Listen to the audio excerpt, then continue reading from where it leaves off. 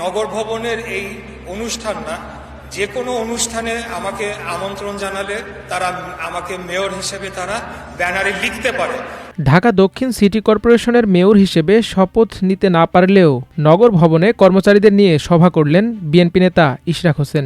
সোমবার দুপুরে নগর ভবনের মিলনায়তনে বর্জ্য ব্যবস্থাপনা বিভাগের কর্মকর্তা কর্মচারীদের সঙ্গে ওই মতবিনিময় সভায় ইশরাক ছিলেন প্রধান অতিথি। ওই সভার ব্যানারে ইশরাক হোসেনের নামের আগে লেখা ছিল মাননীয় মেয়র। সভা শেষে সাংবাদিকদের প্রশ্নের জবাবে ইশরাক বলেন, আজকে শ্রমিক কর্মচারী ইউনিয়নের মাধ্যমে যারা বিভিন্ন পর্যায়ে নগর ভবনে জনগণকে সেবা দিয়ে যাচ্ছে তাদের সঙ্গে আমরা মতবিনিময় সভা করেছি। শুধু নগর ভবনের এই অনুষ্ঠানে নয়, যে কোনো অনুষ্ঠানে আমাকে আমন্ত্রণ জানালে তারা ব্যানারে আমার নামের পাশে মেয়র লিখতে পারেন। এটা আমার দাবি নয়, জনগণের দাবি। বাংলাদেশের সর্বোচ্চ আদালতের মাধ্যমে যা প্রতিষ্ঠা পেয়েছে। বিএনপির এই নেতা আগেই ঘোষণা দিয়েছিলেন সরকার তাকে ডিএসসিসির মেয়র হিসেবে শপথ পড়ানোর আয়োজন না করলে নিজেই কর্মী সমর্থক ও দক্ষিণ সিটি কর্পোরেশনের বাসিন্দাদের নিয়ে শপথ আয়োজন করবেন।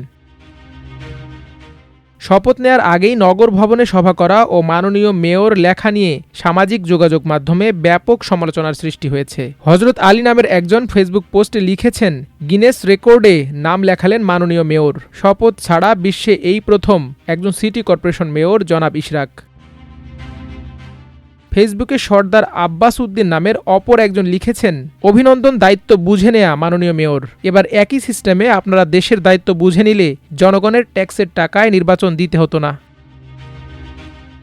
বিষয়টি নিয়ে নিজ ভেরিফাইড ফেসবুক পেজে দীর্ঘ পোস্ট করেছেন বিশিষ্ট রাজনৈতিক বিশ্লেষক ডক্টর ফয়জুল হক। তিনি ওই পোস্টে লিখেছেন, শেখ হাসিনা যেভাবে এখনও মাননীয় প্রধানমন্ত্রী, ঠিক ইশরাক হোসেনও তেমনই মাননীয় মেয়র। আমি বহুবার বলেছি ইশরাক সাহেবের পক্ষে, কিন্তু এই মুহূর্তে যা হচ্ছে তাতে আর তার পক্ষে বলার সুযোগ নেই। রাষ্ট্রের পক্ষ থেকে শপথ পড়ানো ছাড়াই মাননীয় মেয়র লিখে সভা করা নিশ্চয়ই কোনো সভ্যতার মধ্যে পড়ে না, বরং এতে দল এবং ইশরাক নিজেই ক্ষতিগ্রস্ত হচ্ছেন।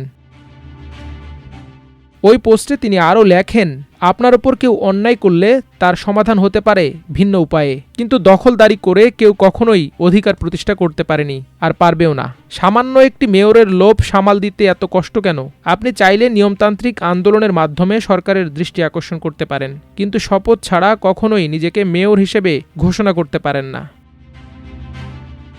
2020 সালের 1 ফেব্রুয়ারি অনুষ্ঠিত ঢাকা দক্ষিণ সিটি কর্পোরেশন নির্বাচনে বিএনপির আন্তর্জাতিক বিষয়ক কমিটির সদস্য ইশরাক হোসেনকে 2.25 লাখ ভোটের ব্যবধানে হারিয়ে মেয়র হন আওয়ামী লীগের শেখ ফজলে নূর তাপস।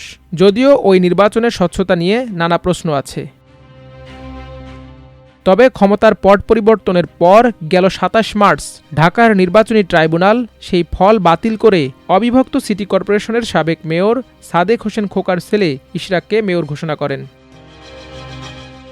এরপর 27 এপ্রিল ইশরাক হোসেনকে ডিএসসিসির মেয়র ঘোষণা করে গেজেট প্রকাশ করে নির্বাচন কমিশন, কিন্তু আইনি জটিলতার কথা বলে ইশরাকের শপথের আয়োজন থেকে বিরত থাকে স্থানীয় সরকার মন্ত্রণালয়। এমন পরিস্থিতিতে ইশরাক সমর্থকরা আন্দোলনে নামলে নগর কার্যত অচল হয়ে পড়ে।